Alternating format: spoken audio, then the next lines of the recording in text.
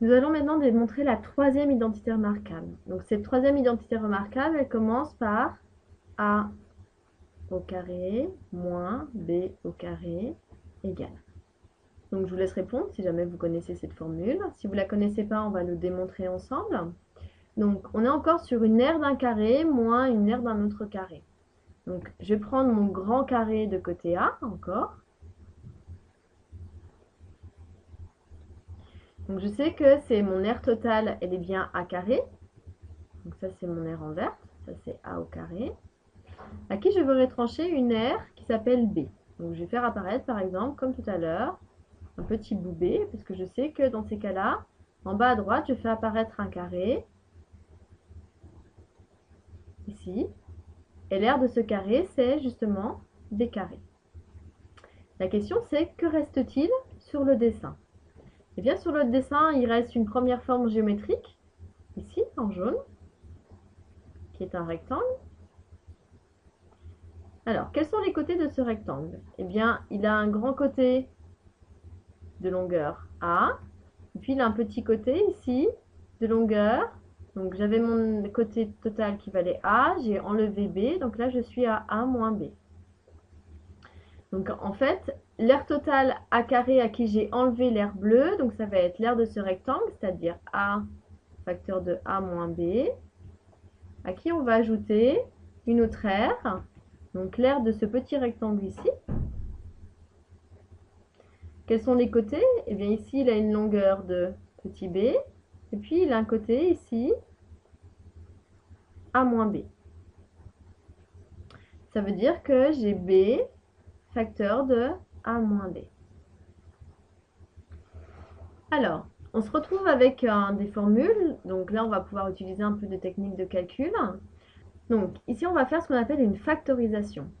Je vois que j'ai une somme, ici, de deux termes. J'ai ce premier terme ici, puis ce deuxième terme ici. Dans chacun de ces deux termes, j'ai la même quantité. Et cette même quantité, c'est A moins B. Je peux la souligner dans le premier terme, je peux la souligner dans le deuxième terme. Donc je vais pouvoir le mettre en facteur.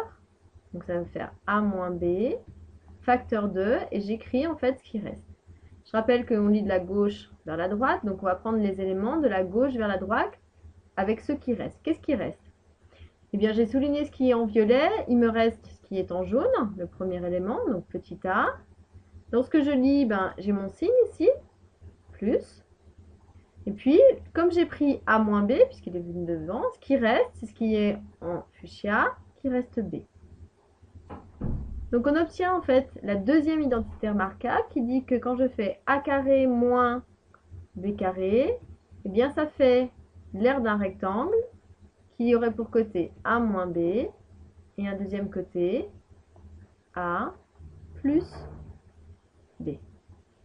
Pourquoi ça paraît logique en fait géométriquement? Parce que ce petit rectangle qui est fuchsia ici, je pourrais refaire ce dessin en venant le placer à droite. Donc si je refais un dessin en dessous, mon grand carré, ici on avait le côté B, donc on a dit qu'on avait l'aire en jaune, et je voulais ajouter l'aire qui était en fuchsia, donc l'aire qui est en fuchsia ici, je vais venir l'ajouter juste là à côté.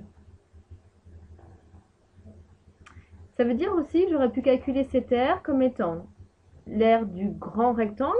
Ici, si je le matérialise, je vais prendre une autre couleur, donc on va prendre un bleu. Si je veux faire l'aire de ce grand rectangle ici, c'est un rectangle qui a pour côté ici cette longueur-là, donc il revient à cette longueur-là ici. Donc comme j'avais un côté grand A à qui j'ai ôté B, ici c'est A moins B. Et puis ici, en fait, j'avais ma partie verte à qui, ça c'est le bout qui était en vert, c'est le côté A, à qui j'ai rajouté, en fait, je l'ai décalé, donc c'est le petit bout B qui était rajouté ici. Donc ça veut dire que tout le côté, ici, il a pour longueur A plus B. C'est pour ça qu'en fait, l'aire, elle peut s'écrire aussi, donc lorsque je fais A carré moins B carré, donc l'aire totale en verte moins l'aire en bleu, Ça revient à faire l'air de ce grand rectangle qui aurait pour côté a moins b fois l'autre côté ici a plus b.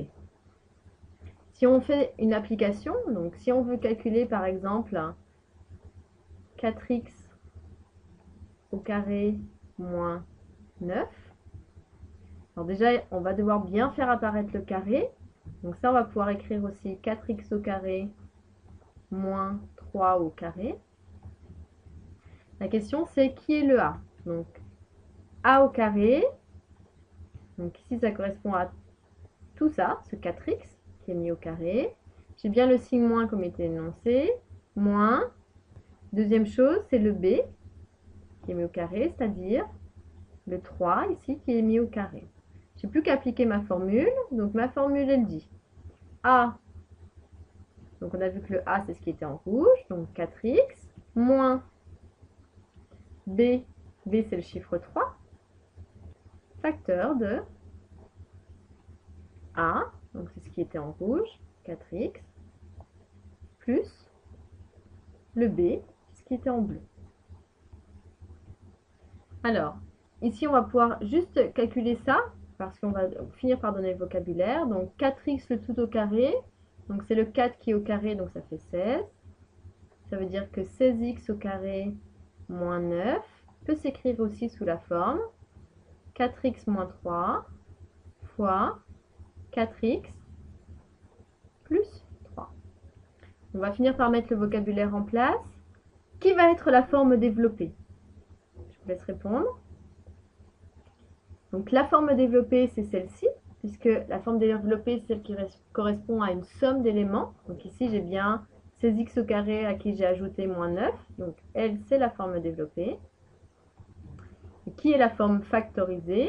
Donc produit de facteurs, c'est l'autre, puisque j'ai cet élément-là fois cet élément-là. Donc ça, c'est la forme qu'on appelle factorisée.